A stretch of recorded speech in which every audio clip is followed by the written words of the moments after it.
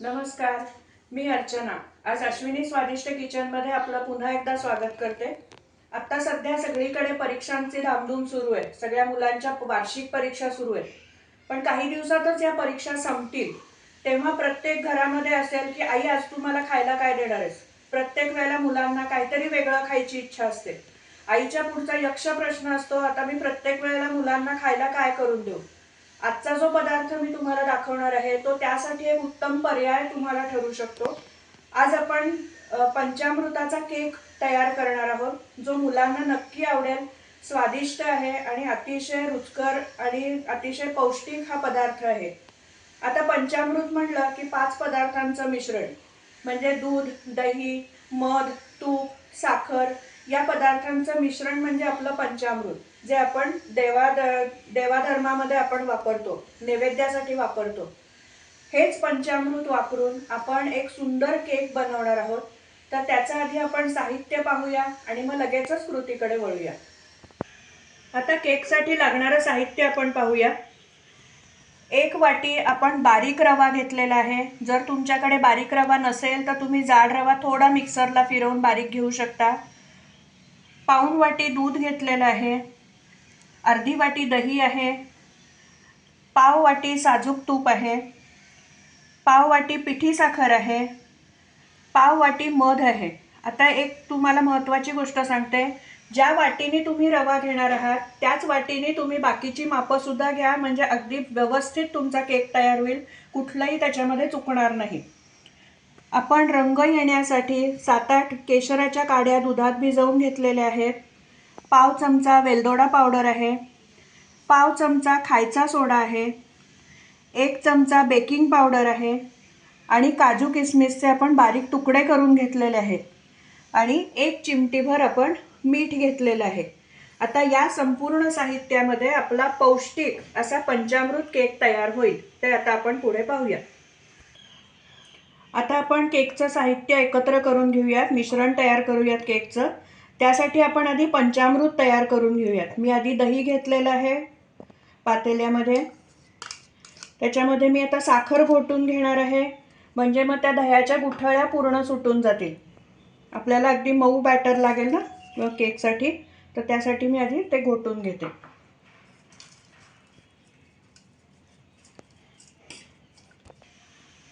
हे बघा, आपलं दही किती स्मूथ झालेलं आहे. सगळ्या गुठळ्या त्यातल्या मोडलेल्या आहेत. आता आपण त्याच्यामध्ये बाकीचं साहित्य घालून घेऊ. आता मी ह्याच्यामध्ये पहिल्यांदा दूध घालते. साधारणपणे अर्धा कप दूध पुरेसं होतं, पण काही वेळेला रवा खूप फुगतो, ते मिश्रण घट्ट होतं. त्यासाठी मी आत्ता थोडं जास्त दूध घेतलेलं आहे. लागलं तर ते घालीन, नाही तर मग एवढं दूध पुरेसं आहे. आता पुढे मी तूप घालते आहे.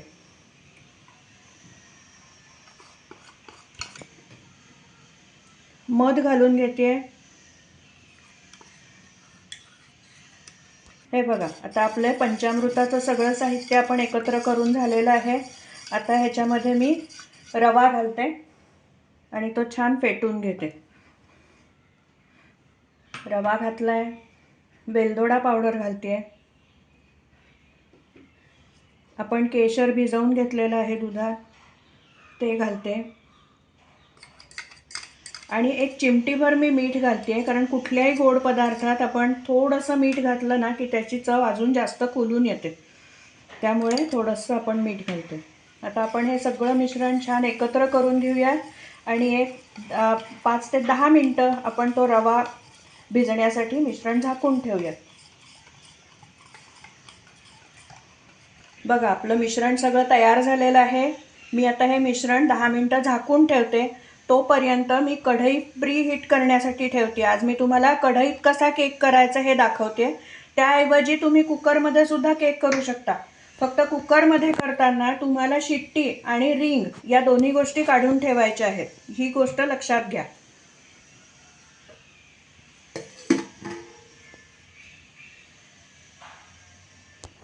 मी कढई प्रीहीट करायला ठेवलेली आहे. कढईमध्ये मी स्टँड घेतलेला आहे. मीठ किंवा वाळू काहीही घातलेलं नाही आहे.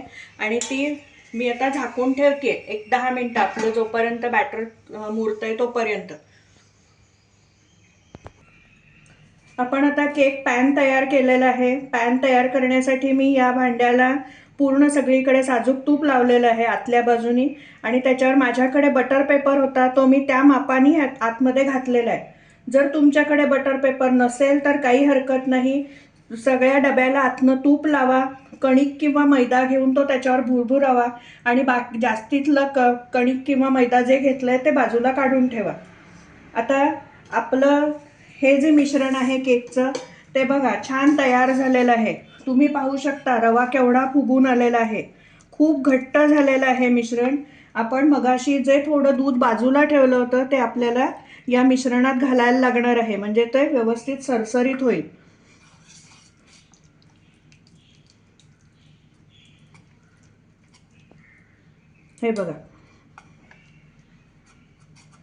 हे बघा आपलं हे मिश्रण छान तयार झालेलं आहे। या पद्धतीमध्ये ते सरसरीत पडलं पाहिजे, रव्याची एकही गुठळी राहणार नाही याची नक्की काळजी घ्या। आता याच्यामध्ये आपण घेतलेली बेकिंग पावडर आणि सोडा हे घालून घेऊया। बेकिंग सोड्याचं प्रमाण काळजीपूर्वक घ्या, कारण सोडा जास्त झाला तर त्याची एक वेगळी चव पदार्थाला येते, त्यामुळे सोड्याचं प्रमाण योग्य पद्धतीतच घेतलं गेलं पाहिजे। आता आपण हे मिश्रण आपल्या या भांड्यात ओतून घेऊया। हे आपलं मिश्रण तयार झालेलं आपण आपल्या केक पॅनमध्ये ओतून घेऊया। मिश्रण ओतल्यानंतर थोडं आपल्याला टॅप करायला लागतं, कारण म्हणजे आतमध्ये हवेचे बुडबुडे राहणार नाहीत। आता आपण हे जे ड्रायफ्रूट्सचे तुकडे करून घेतलेले आहेत ते आपण वरनं पसरून घालूयात। वा, किती सुंदर दिसतंय ना, मुलं पण एकदम खुश, सुट्टीची सुरुवात छान होणार। आता प्रीहीट केलेल्या कढईमध्ये आपण आपला केक पॅन ठेवूयात। साधारण अर्ध्या तासामध्ये आपला केक तयार होईल, 30 ते 35 मिनिटं साधारण लागतील, आपला केक तयार होईल। मीडियम गॅसवरती तो केक करायला ठेवायचा। तर पुन्हा मी ही कढई झाकून ठेवते आहे।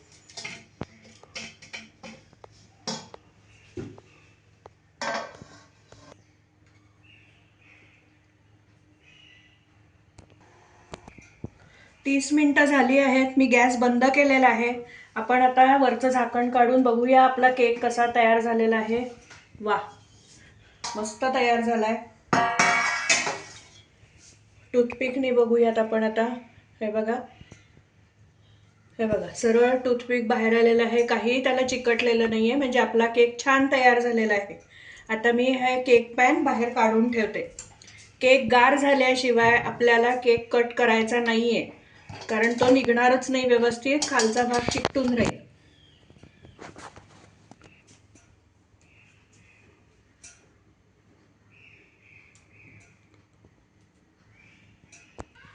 वा, किती छान तयार झालाय ना आपला केक, अगदी स्पॉन्जी तयार झालेला आहे। याची आता वाफ निघालेली आहे, मी आता त्याची कड फक्त सोडवून घेते आणि मग आपण तो केक ताटात काढून घेऊया। वा, आता आपण केक ताटलीत काढून घेऊया। हे बघा, आपण हे टॅप करून घेतलंय, म्हणजे सगळा केक मोकळा झालेला आहे। आता आपण हे वरचं भांडं काढून घेऊया। भांडं गरम आहे, काढताना काळजी घ्या। वा, आता आपण हा बटर पेपर काढून घेऊया। हे बघा, वा, किती छान जाळी पडली आहे ना केकला, सुंदर।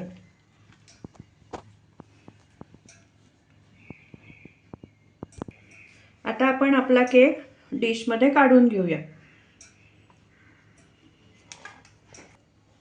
हे बघा, वा, कसला सुंदर दिसतोय केक, आहे की नाही करायला सोपा आणि अगदी सगळ्यांना आवडेल असा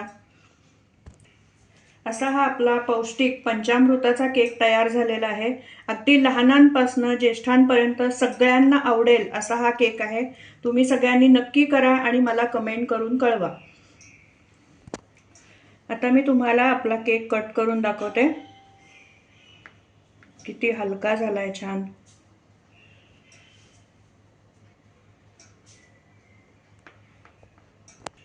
हे बघा किती छान स्पॉन्जी आणि हलका झालाय ना केक।